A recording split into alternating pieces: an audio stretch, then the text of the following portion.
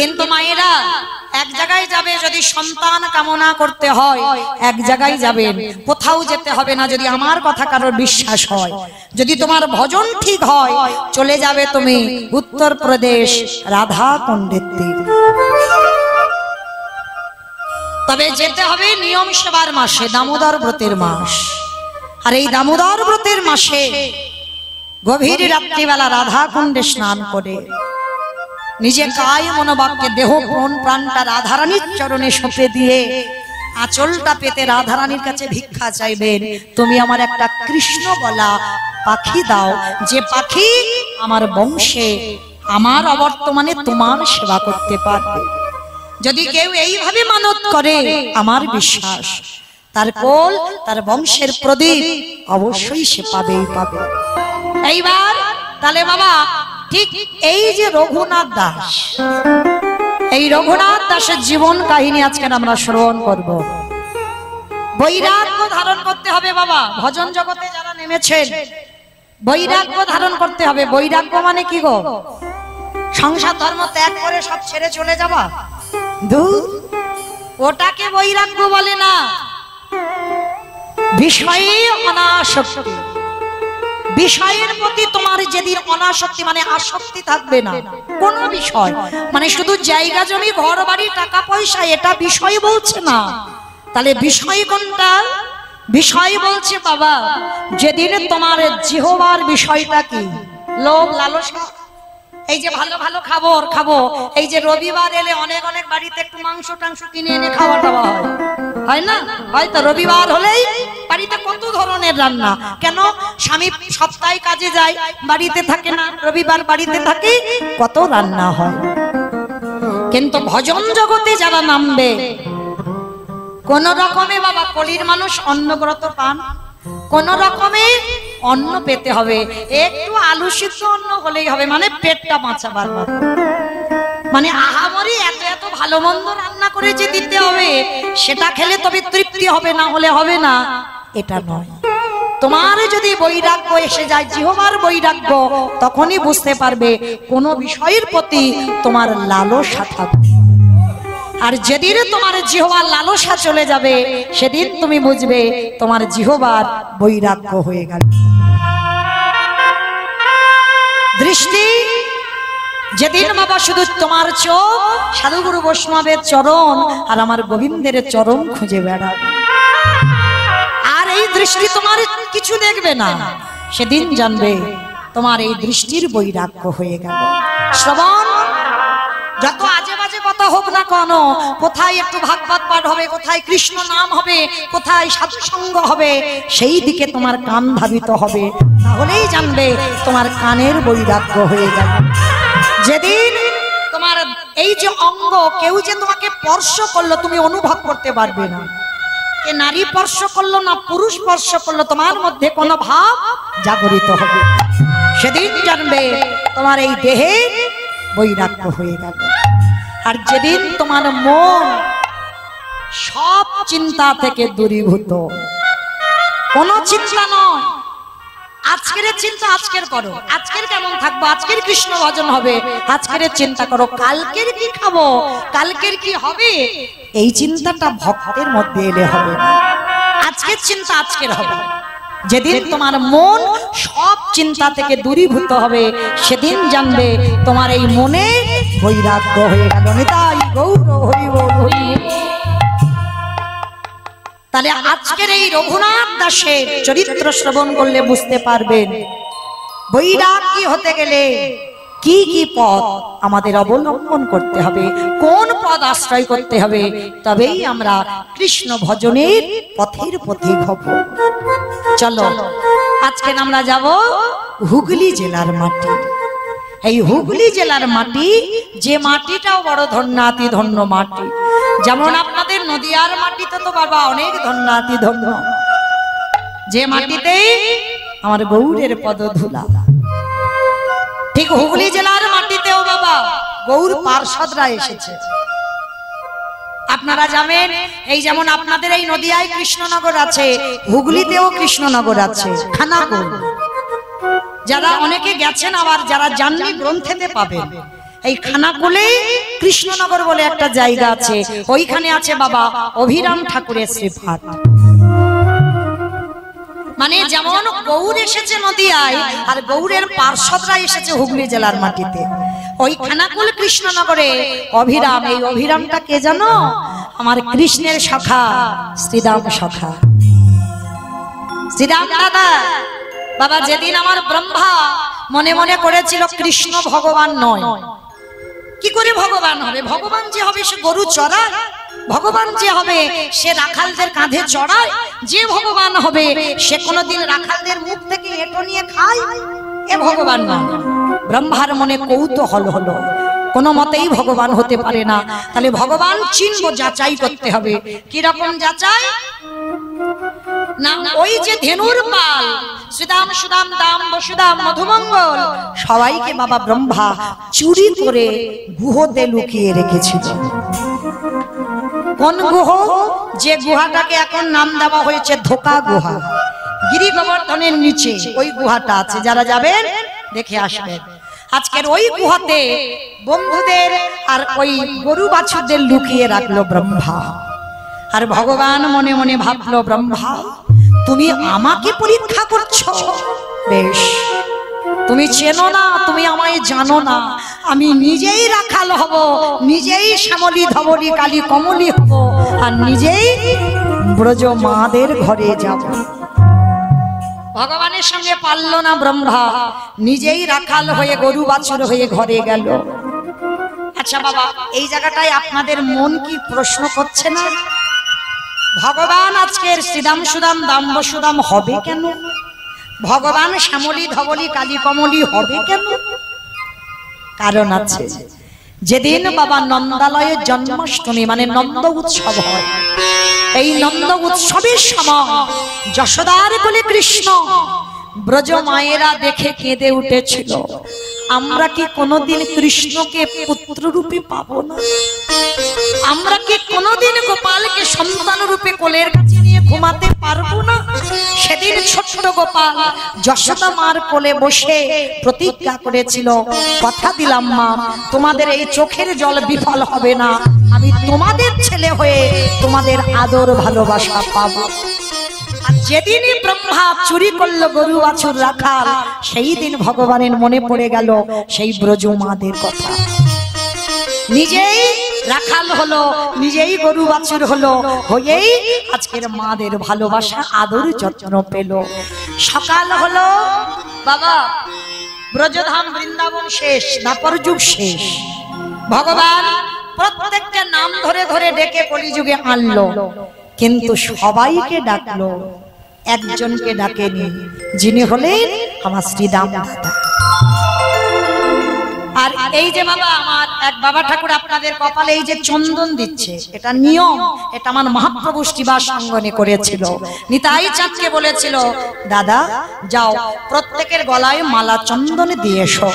তো মালাটা তো সব পেরে ওঠে না, একটু অর্থের দরকার, কিন্তু চন্দনটা দিতে হবে, এটা নিয়ম। হরিবাসরে ভাগবত আসরে গেলে তা নিতাই চাঁদ সবার কপালে চন্দন দিচ্ছে, দিয়ে দিয়ে দেখে নিল বাবা সবাই এসেছে, কিন্তু শ্রীরাম দাদা আসেন। নিমাইকে ডাকলো, ভাই সবাই এলো, কই আমাদের শ্রীরাম দাদা তো আসেনি। সে কি সর্বনাশ, তার মানে তো আমি ডাকতেই ভুলে গেছি, নিশ্চয়ই আমার উপরে অভিমান করে গুহর মধ্যে বসে আছে। নিতাই চাঁদ ছুটে গেল গিরি গোবর্ধনের পর্বতে, আর গিরি গোবর্ধনে গিয়ে বাবা গুহাতে শুনতে পাচ্ছে কে যেন কৃষ্ণ বলে কাঁদছে। আর শ্রীরাম সকার প্রতিজ্ঞা, যতদিন না আমার কানাই আমাকে ডাকবে ততদিন আমি অনাহারে অনিদ্রায় থাকবো, এই গুহ থেকে বার হব না। নিতাই চাঁদ গিয়ে যেই না ডেকেছে বাবা, সত্য যুগের মানুষ 21 হাত লম্বা, ত্রেতা যুগের মানুষ 14 হাত লম্বা, দ্বাপর যুগের মানুষ যে যার হাতে 7 হাত লম্বা, আর কলি যুগের মানুষ যে যার হাতের 3.5 হাত লম্বা। তাহলে শ্রীরাম দাদা তো এখনো দ্বাপরই আছে 7 হাত, আর 3.5 হাত নিতাই চাঁদ বলাই দাদা চলে এসেছে। এইবার গুহ থেকে যখন বের করেছে শ্রীরাম দাদাকে, মরণ হয়নি তো এখনো শ্রীরাম কলিযুগে। ওরে বাবা, এত লম্বা। শ্রীরাম সখা বলছে, কে গো তুমি? বলে, সে কি রে, আমায় চিনতে পারছিস না? আমি তো তোর বলাই দাদা। বলাই দাদা? তা তুমি এত বেটে হলে কি করে?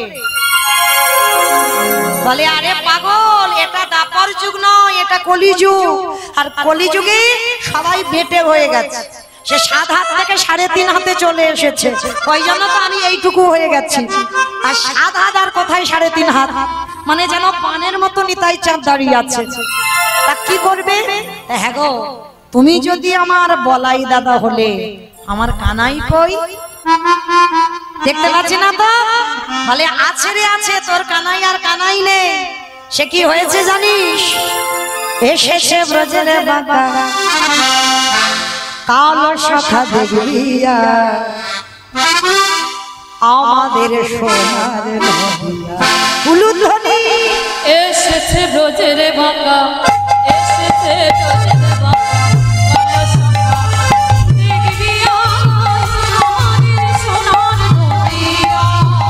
এসেছে ব্রজের বাঁকা কালো সখা দেখিয়া, আমাদের সোনার নদিয়া। ও তার কালো বরণ নাই, কালো বরণ না, ও তার কালো বরণ নাই, কালো বরণ না, বলি নাই অঙ্গে অঙ্গ দিয়ে গৌর হলেন তাই। উলুধ্বনি দিয়ে গৌর হলেন তাই। আরে কালো বরণে নাই, নাইকো দেখে যা,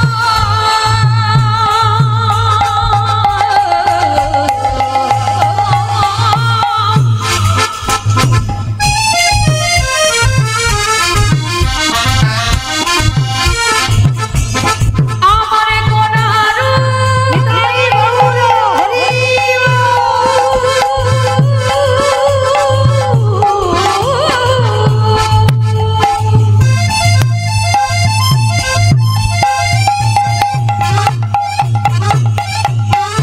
তাদের কোনার কি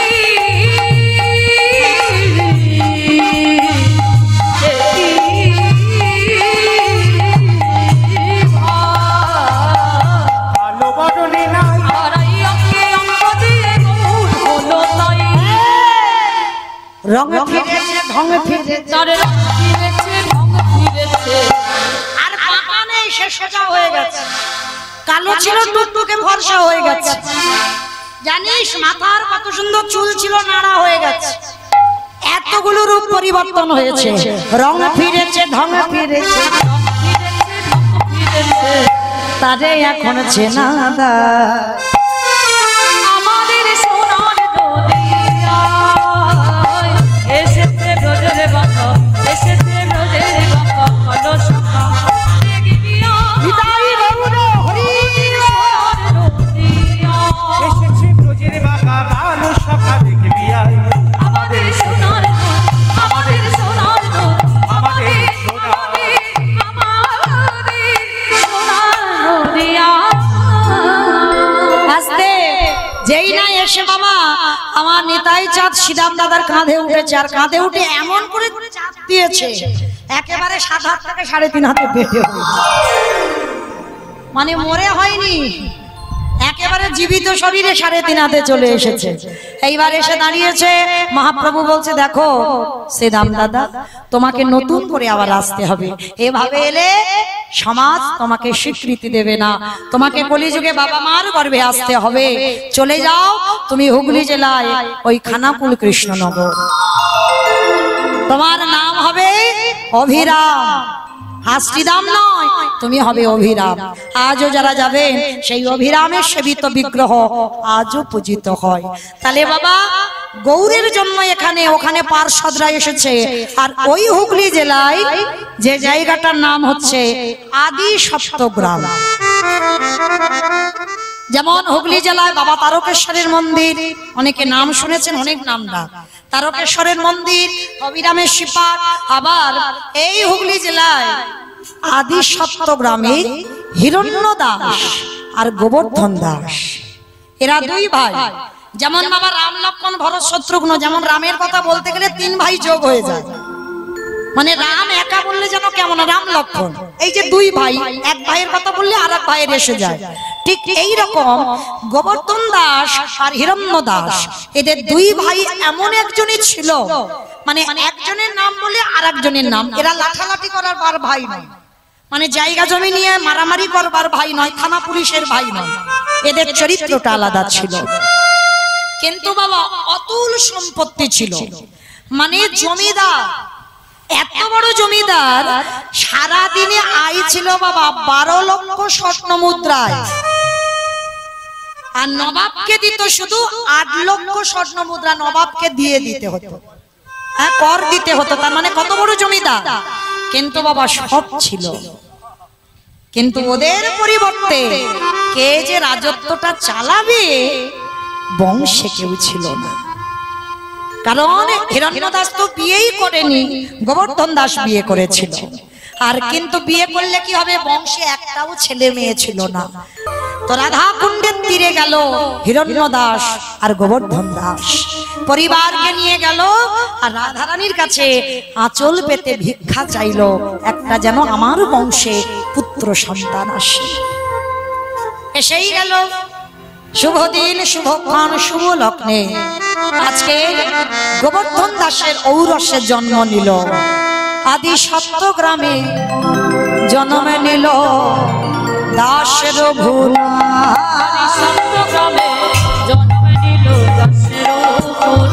আদি সত্যগ্রামে জন্ম নিল দাস রঘুনাথ,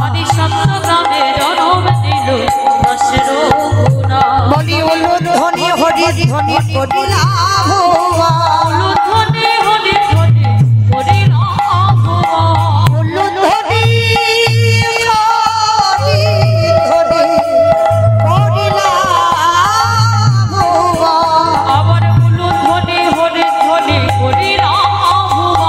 আজ জয় রাম জয় রাম, জয় রাম জয় রাম, ভক্তের জনম হলো, ভক্তের জনম হলো।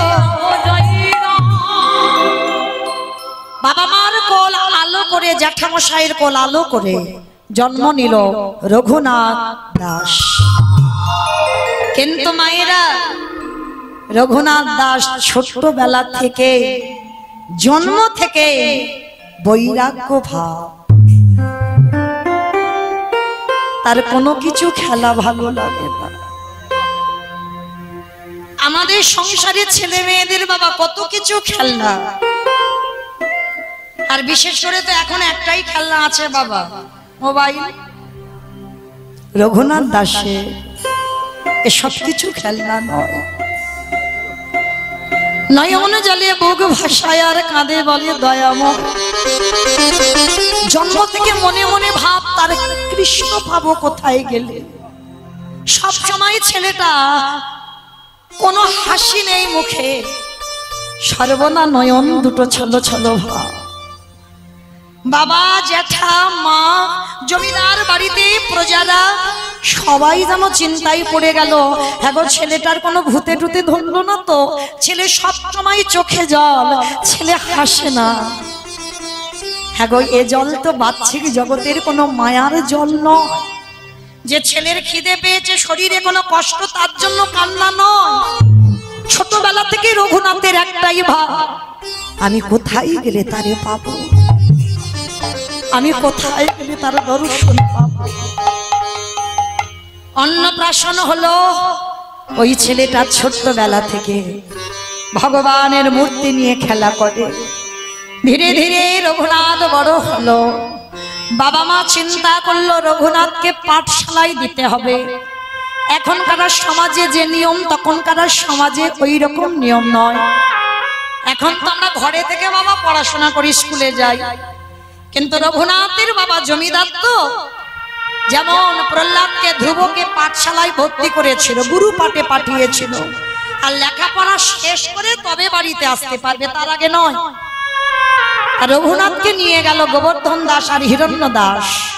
ওদের বাড়ির কুল পুরোহিত ছিল, যার নাম বলদেব আচার্য।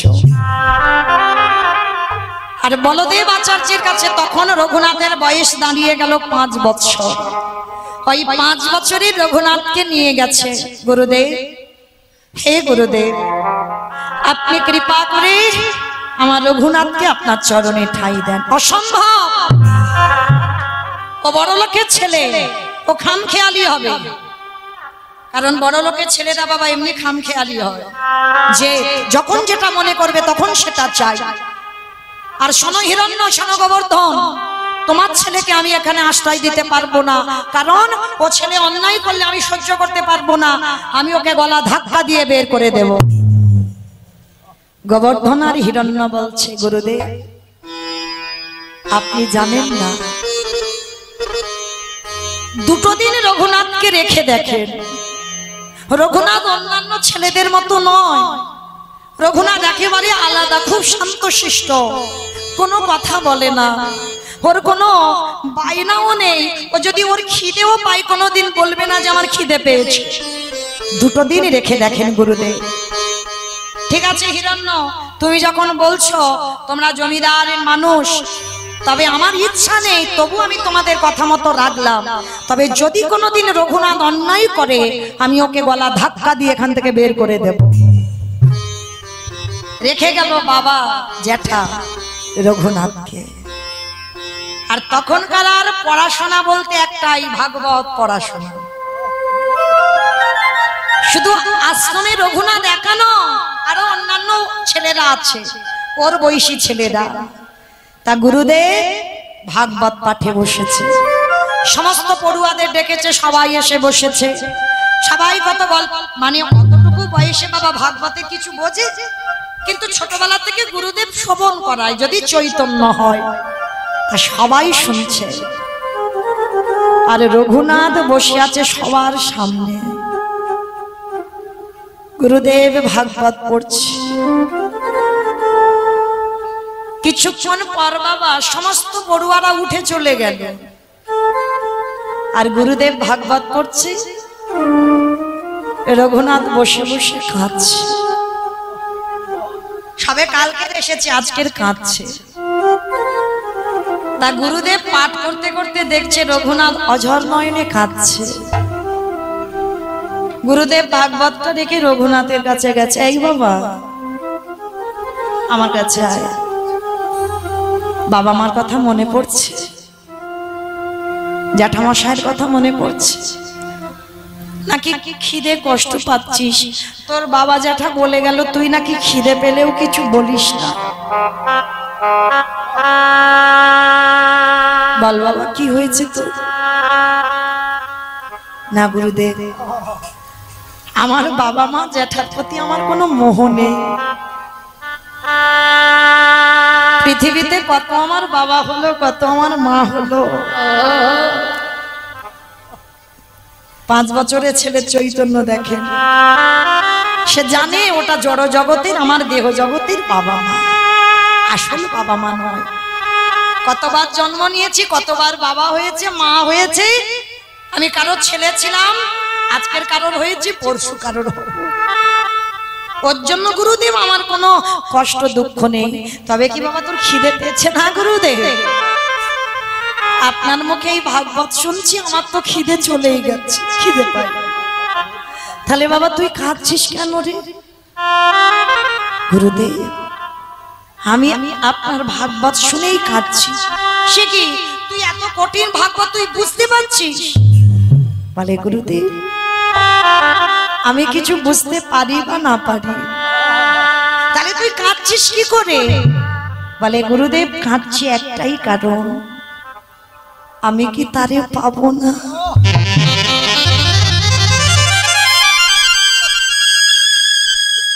বলো না গুরুদেব আমি কি তারে পাবো না?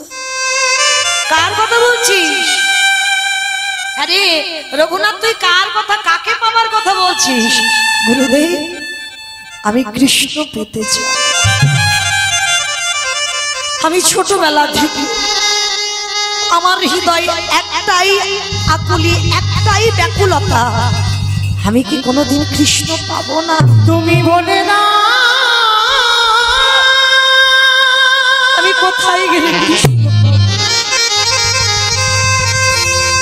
আমি কোথায়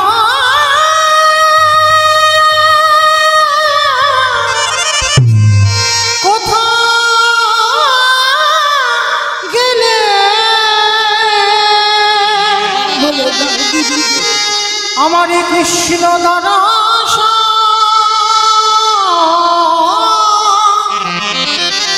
দরস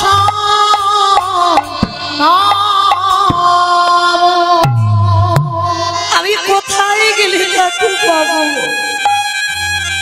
একবার বলে দাও। আমি কোথাও গেলে গুরুদেবের দুটো চরণ জড়িয়ে পাব দেখা ওগো দয়া মা। আমি তাকে খুঁজে পাই না, বড় কষ্ট।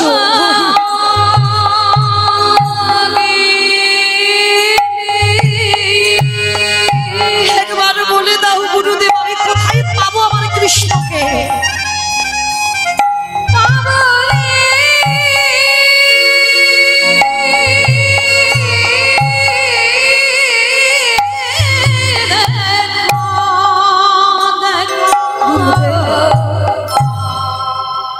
ও গো দয়া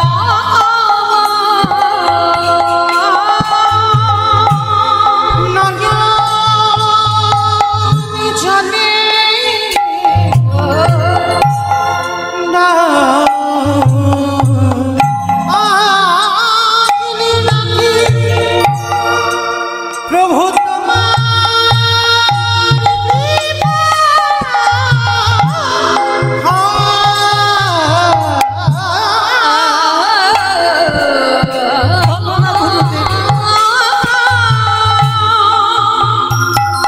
আমি এত কাঁদি সে কি শুনতে পাই না। আমি তাকে পাবো।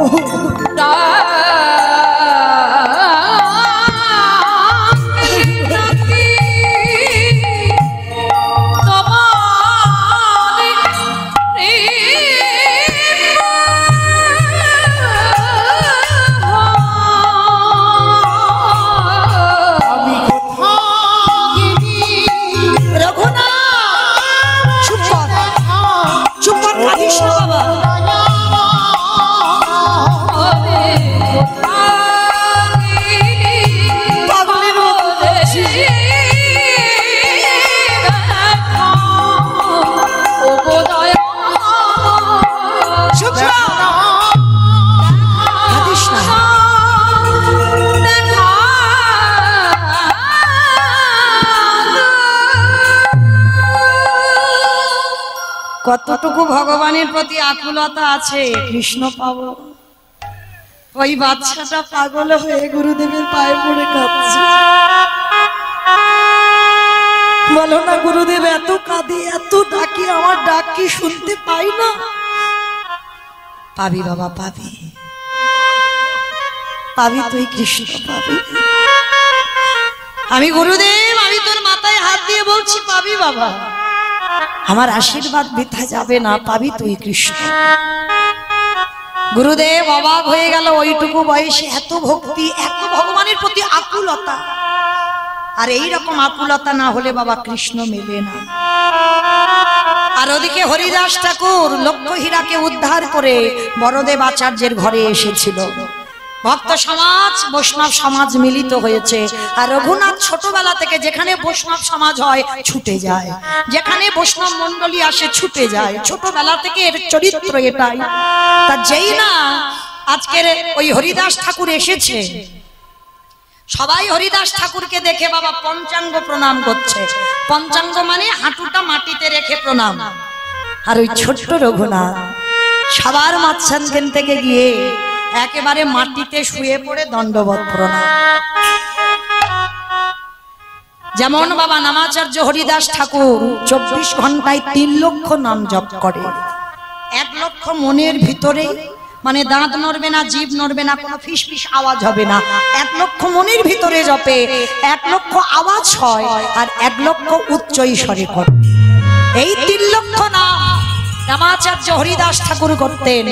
আর এই যে দণ্ডবত প্রণাম রঘুনাথের থেকে জগতে এত ভক্ত আছে, রঘুনাথের থেকে বেশি আর কেউ কোনোদিন দণ্ডবত প্রণাম করতে পারবে না। তো যেই না দণ্ডবত প্রণাম, তা আমার হরিদাস ঠাকুর সঙ্গে সঙ্গে আমার রঘুনাথের হাত ধরে তুলেছে। এই বাবা দাঁড়া দাঁড়া দাঁড়া। আচ্ছা বাবা, ভক্ত চিনবে কি করে? এই তো সব তিলক সেবা আছে, সব তো গলায় মালা আছে, সব ভক্ত? কত সোজা নয়। ভক্ত হওয়া শক্ত রে ভাই, অনেক শক্ত। তাহলে ভক্ত চিনবে কি করে? ভক্ত চিনতে গেলে বাবা ভক্তের নয়নের দিকে তাকাতে হবে। যার নয়ন কৃষ্ণ নামে বাড়ি ঝরে, নয়নের দিকে তাকালে বোঝা যাবে লোভ লালসা কামনা বাসনা কিছু নেই, একটাই লালসা, আমি কি কৃষ্ণ পাবো না?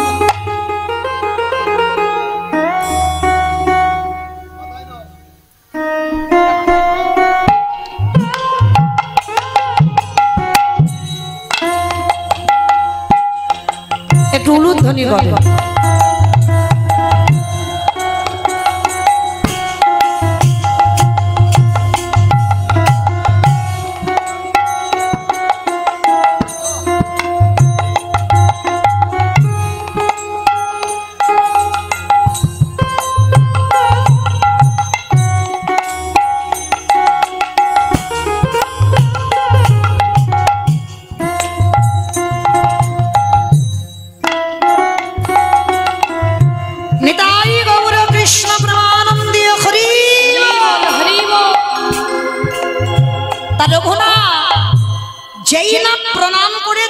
হরিদাস ঠাকুর রঘুনাথের চোখের দিকে তাকিয়ে বলে বলেন, এই তো এই তো এই তো সেই মাটি, যে মাটিতে বীজ বপন করলে অঙ্কুরিত হবে।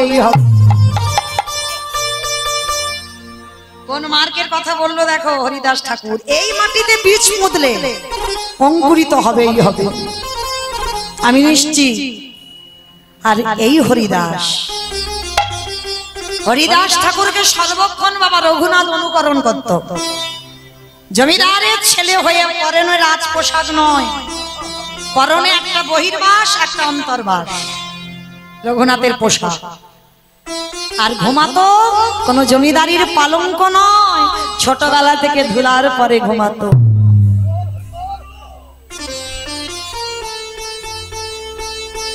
ভজন জগতে নামলে রাজ পালঙ্ক,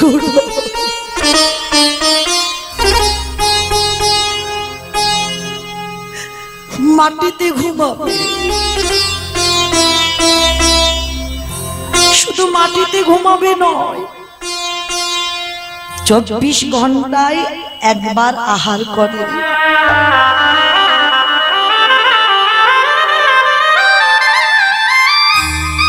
মনে রেখো মা, প্রথমেই বলেছি রঘুনাথের চরিত্র শুনলেই বুঝতে পারবে কৃষ্ণ ভজন কি করে করতে হয়। ভজনে নামলে বেশি আহার নয়, সকালবেলা খাবে, 9টার সময় খাবে, দুপুরবেলা খাবে, বিকালে খাবে, সন্ধ্যে খাবে, রাতে খাবে।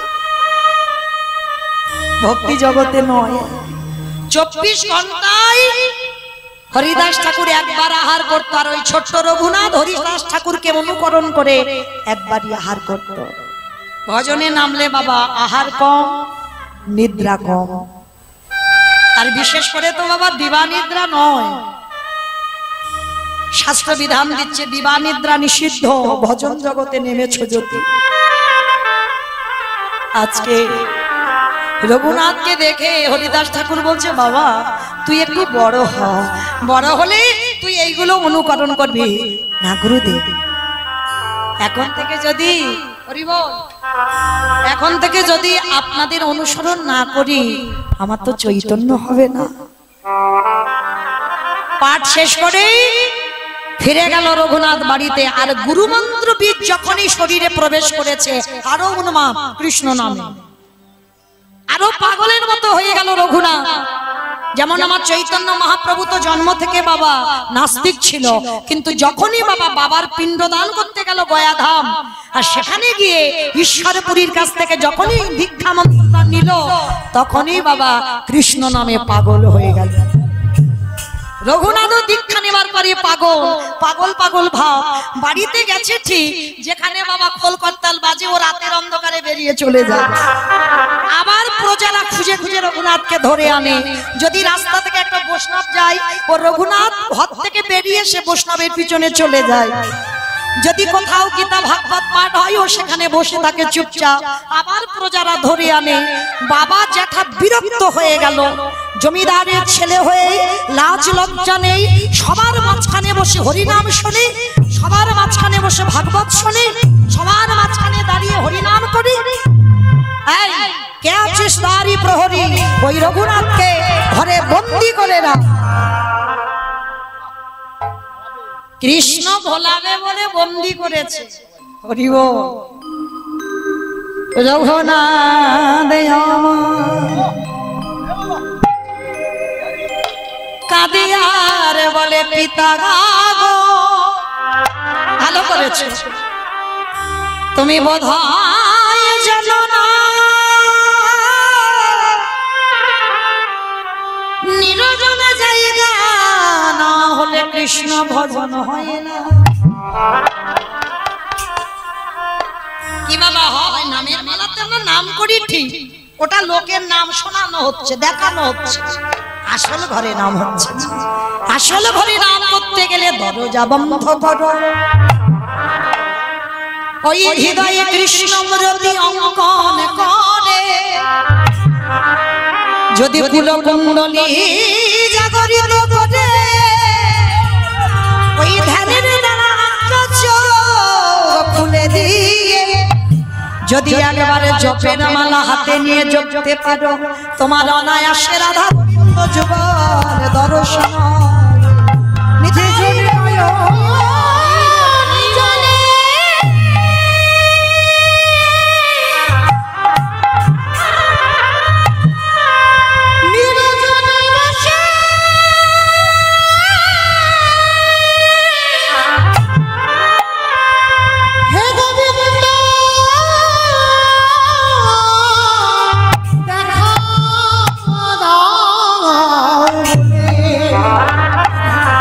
একেবারে ডাকার মতো ডাকিতে পারি আমার ভগবান,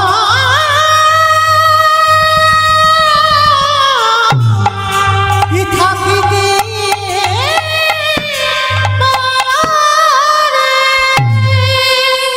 রঘুনাথ বলে উঠলেন, ঠিক করেছো জেঠু, তুমি এই যে আমার ঘরের শিকল দিয়ে বেঁধে রাখলে না, এতে আমার ভজনটা ঠিক হবে,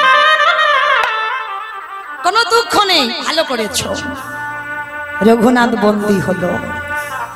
এক সপ্তাহ হয়ে গেল, প্রজারা যা খেতে দেয় রঘুনাথ খায় না। হিরণ্য খবর পেয়েছে, গোবর্ধন খবর পেয়েছে, বাবা জ্যাঠা ছুটে এসেছে। রঘুনাথ, শুনলাম তুমি নাকি খাওয়া দাওয়া করছো না। কঙ্কাল সার দেহ হয়ে গেছে রঘুনাথের। কে গো, কৃষ্ণ ভক্ত হলে কি মোটা সোটা হবে? ভালো মন্দ খাবে, খেয়ে খেয়ে মোটা হবে না। দেখেছেন সৌর গোস্বামীর ওদের ছবিগুলো দর্শন করেছেন, দেহের হাড়গুলো গোনা যাবে। ভজন তো সোজা নয়। হরিদাস ঠাকুরের সমাধি যখন দিতে গেল মহাপ্রভু জগন্নাথ ধাম লীলা চলে, দেহের হাড়গুলো বড়ছিল শুধু। 24 ঘন্টায় 3 লক্ষ নাম মানে মুখের কথা নয়। তা সেই কঙ্কালে দেহটা ছিল শুধু। রঘুনাথ অনাহারে 1 সপ্তাহ, একদিন না খেলে কত কষ্ট হয়। 1 সপ্তাহ কিছু খাইনি, শুধু বসে বসে আমি কি তারে পাবো না, শুধু পাগল পাগল ভাব। কৃষ্ণ ভক্তরা তো পাগলই হয় গো, উন্মাদের মতো দেখতে হয়। তাই হিরণ্য এসে বলে বললেন, রঘুনাথ কি করেছো তুমি? চেহারাটা জমিদারের বাড়ির ছেলে হয়ে। আচ্ছা ঠিক আছে রঘুনাথ, তোমার এই কষ্ট আমি সহ্য করতে পারছি না। রঘুনাথ বলতো বাবা কি চাস আমার কাছে? দেবে দেবে জেঠু, আমি যা চাইবো তোমার কাছে দেবো বাবা দেবো, কিন্তু তোর এই কষ্ট আমি দেখতে পাচ্ছি না। বল বাবা, বল কি চাস? দেবো, আমি কথা দিলাম। তুই একবার বল, ওই রকম করে নয়, ত্রিসত্য করো জেঠু, যা চাইবো দেবে। ঠিক আছে রে বাবা, ত্রিসত্য করলাম। বল কি চাস? তুমি কিন্তু আমার কাছে প্রতিশ্রুতি দিয়েছো দেবে, তাহলে দাও। পাগলের মতো ভাবতো, তাহলে দাও জেঠু। কৃষ্ণ এনে দাও,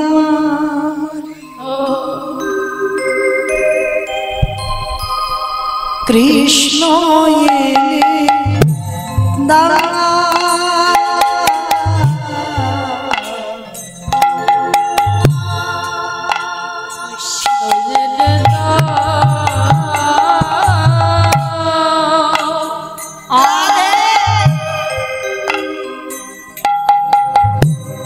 কৃষ্ণ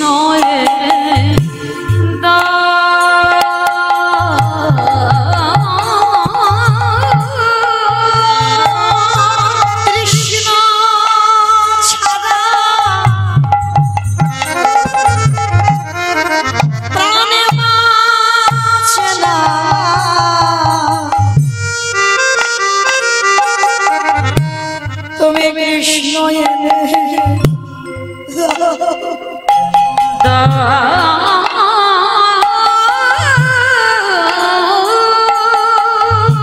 ভালো যদি বাঁচতে হয় এইরকম ভগবানকে ভালোবাসো। কৃষ্ণ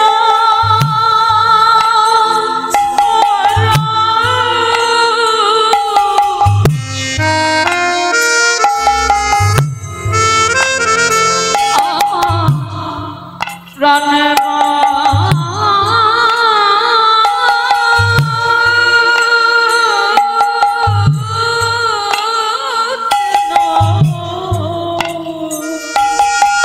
কোথায় গেলে আমি পাবো বলো না? কৃষ্ণ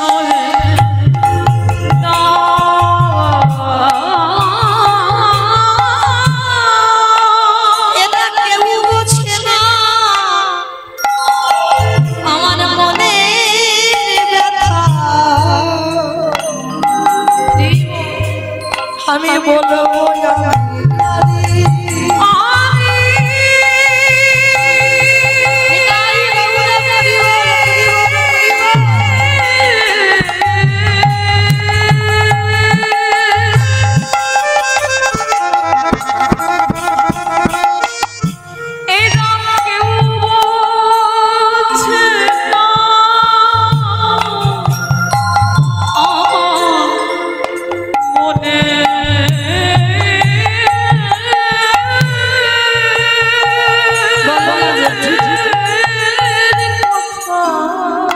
এনে দেবে আমার মানুষ। বলবো আমি